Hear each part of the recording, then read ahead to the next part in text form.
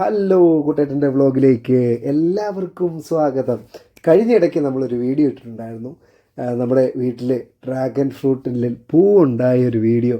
അത് രാത്രിയിൽ എങ്ങനെയാണ് ആ പൂ എന്നുള്ളത് നമ്മൾ വീഡിയോയിൽ കാണിച്ചിട്ടുണ്ടായിരുന്നു.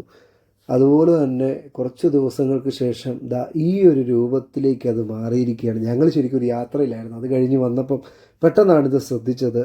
അധികം വൈകിയില്ല, കാരണം ഇനി ഇട്ടാൽ കിളികൾ ഇത് പല രൂപത്തിലാക്കുമെന്ന് നമുക്കറിയാവുന്നത് കൊണ്ട് തന്നെ പെട്ടെന്നൊരു കത്തിയെടുത്തു. ഞങ്ങൾ അതിനെ അങ്ങ് ശരിക്കും പറഞ്ഞാൽ അധികം ബലമൊന്നും പ്രയോഗിക്കേണ്ടി വന്നില്ല കേട്ടോ. ആ സൈഡൊന്ന് ചെറുതായിട്ടൊന്ന് വെട്ടി കൊടുത്തപ്പോൾ തന്നെ ഡ്രാഗൺ ഫ്രൂട്ട് കറക്റ്റായിട്ട്, കാരണം ഇത് കറക്റ്റ് പഴുപ്പായിരുന്നു കേട്ടോ. അതുകൊണ്ട് തന്നെ ആയിരിക്കാം പെട്ടെന്ന് പറിച്ചെടുക്കാൻ പറ്റി. ഈ പ്രാവശ്യം 3 കായാണ് പഴുത്ത് നിൽക്കുന്നത്.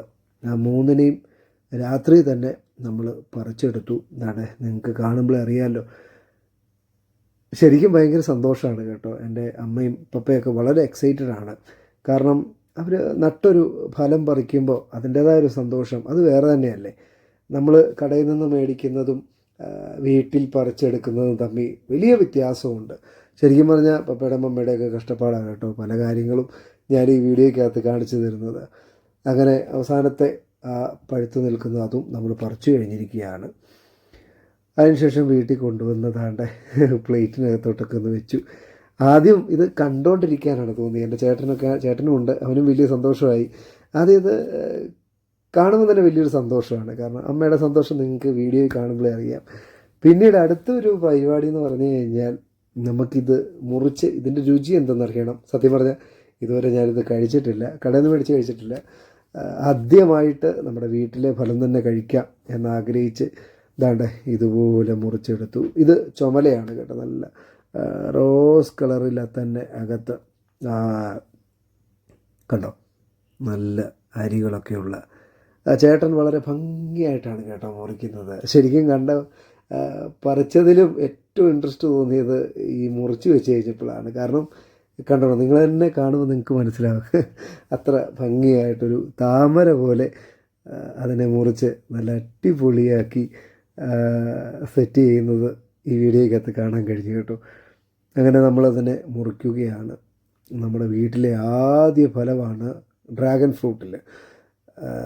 ഒത്തിരി വിവിധയിനം പച്ചക്കറികളും എല്ലാം ഉണ്ട്, എങ്കിലും ഇതൊരു വെറൈറ്റി ആയിട്ട് കണ്ടോ.